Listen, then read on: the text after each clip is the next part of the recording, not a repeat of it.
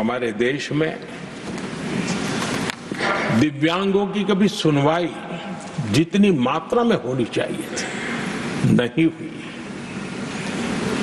जब सबका साथ सबका विकास का मंत्र होता है ना, तब मेरे दिव्यांग जन भी उस सबके कैटेगरी में होते हैं और तब जाकर के हमने दिव्यांगों के लिए आरक्षण का विस्तार किया, दिव्यांगों के लिए सुविधाएं उपलब्ध हो इसके लिए मिशन मोड में काम किया, दिव्यांगों के कल्याण के लिए अनेक योजनाएं बनाई, लेकिन योजनाओं को लागू भी किया।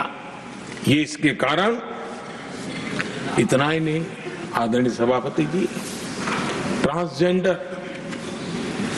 ट्रांसजेंडर कम्युनिटी के अधिकारों को लेकर के हमने उसको कानूनी रूप से उसको पुख्त करने के लिए प्रामाणिकता पूर्वक प्रयास किया। सबका साथ सबका विकास के मंत्र को हम कैसे जीते हैं, ये हमने समाज के उस उपेक्षित वर्ग की तरफ भी हमने बड़ी संवेदना के साथ देखा। आदरणीय सभापति जी, भारत की विकास यात्रा में नारी शक्ति के योगदान को कोई नकार नहीं सकता है, लेकिन उनको अगर अवसर मिले और वो नीति निर्धारण का हिस्सा बने तो देश की प्रगति में और गति आ सकती है। और इस बात को ध्यान में रखते हुए हमने ही और इस सदन का पहला निर्णय हुआ, हम देशवासी गर्व कर सकते हैं, सदन इस बात के लिए याद रखा जाएगा, ये नया सदन सिर्फ उसके रूप रंग के लिए नहीं, ये नया सदन का पहला निर्णय था नारी शक्ति बंधन। इस नए सदन को हम किसी और तरीके से भी कर सकते थे, हम हमारी वाहवाही के लिए भी उपयोग कर सकते थे, पहले भी होता था, लेकिन हमने तो मातृशक्ति की वाहवाही के लिए इस सदन का आरंभ किया था और मातृशक्ति के आशीर्वाद से ये सदन अपना कार्य आरंभ किया है। आदरणीय सभापति जी,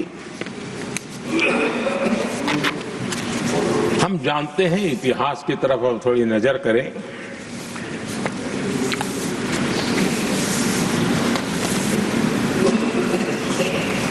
यानी मैं कह रहा हूं इसलिए नहीं, बाबा साहब आंबेडकर के साथ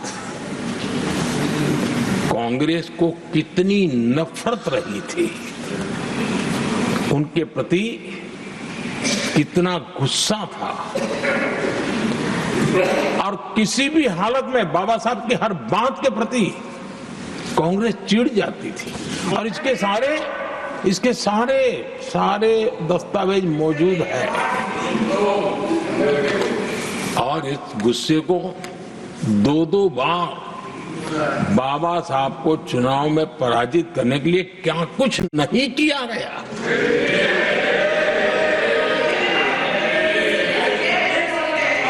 कभी भी बाबा साहब को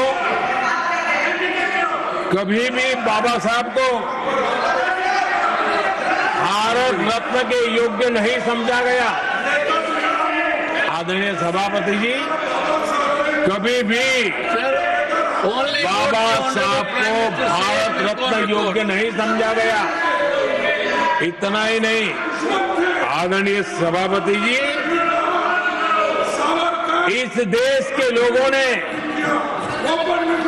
बाबा साहब की भावना का आदर किया, सर्व समाज ने आदर किया और तब आज मजबूरन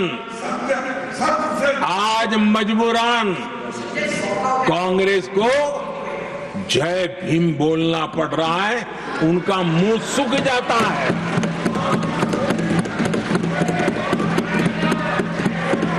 और आदरणीय सभापति जी, ये कांग्रेस भी रंग बदलने में बड़ी माहिर लग रही है। इतनी तेजी से अपना नकाब बदल देते हैं, ये इसमें साफ साफ नजर आ रहा है। आदरणीय सभापति जी, आप कांग्रेस का अध्ययन करेंगे तो कांग्रेस की राजनीति, जैसे हमारा मूल मंत्र रहा सबका साथ सबका विकास, वैसा उनका हमेशा रहा कि दूसरे की लकीर छोटी करना।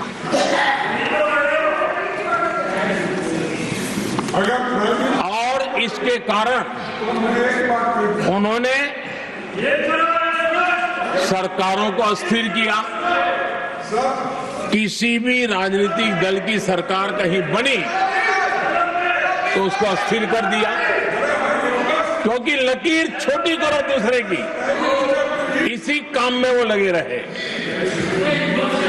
और ये जो उन्होंने रास्ता चुना है ना, औरों की लकीर छोटी करने का, लोकसभा के बाद भी जो उनके साथ थे वो भी भाग रहे हैं, तो उनको पता चला गया ये तो हमें भी मार डालेंगे।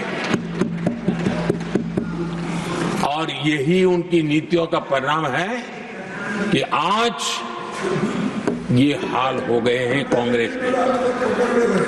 देश की सबसे पुरानी पार्टी, आजादी के आंदोलन से जुड़ी पार्टी, इतनी दुर्दशा। ये औरों की लकीर छोटी करने में अपनी शक्ति खपा रहे हैं ना। अगर वो खुद की लकीर लंबी करते तो उनकी ये दशा नहीं होती। और मैं बिना मांगे एडवाइस दे रहा हूं, आप अपनी लकीर लंबी करने में मेहनत कीजिए, सोचिए, तो कभी न कभी देश आपको भी ये 10 मीटर दूर यहाँ आने का अवसर देगी।